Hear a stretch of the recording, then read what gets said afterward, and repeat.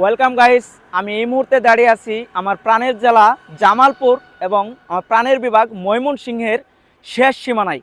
আমার হাতের অপোজিটে যে জেলা কুড়িগ্রাম জেলার রাজীবপুর থানা এবং বিভাগ কিন্তু রংপুর। অল্প একটু দূরত্বের মধ্যেই কতটুকু পার্থক্য।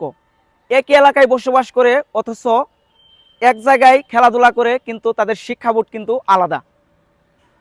এই জায়গায় যারা বসবাস করে তারা কিন্তু ময়মনসিংহ শিক্ষা বোর্ডের অধীনে পরীক্ষা দিয়ে থাকে এবং এই পিলারের অপোজিটে যারা বসবাস করে তারা কিন্তু দিনাজপুর বোর্ডের অধীনে পরীক্ষা দিয়ে থাকে।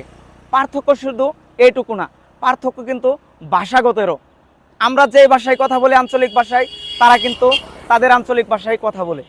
আমার অনেক আগে থেকেই ইচ্ছা ছিল আমার প্রাণের জেলা জামালপুর জেলার শেষ সীমানা, শুধু এটা জেলার শেষ সীমানা না, এটা হচ্ছে আমার বিভাগ ময়মনসিংহ অঞ্চলের শেষ সীমানা। আমার দেখে অনেক ভালো লাগলো। আমার মতো অনেকেরও ইচ্ছা জাগে যে আমার জেলার শেষ সীমানা বা আমার বিভাগের শেষ সীমানা একদিন হলেও দেখব।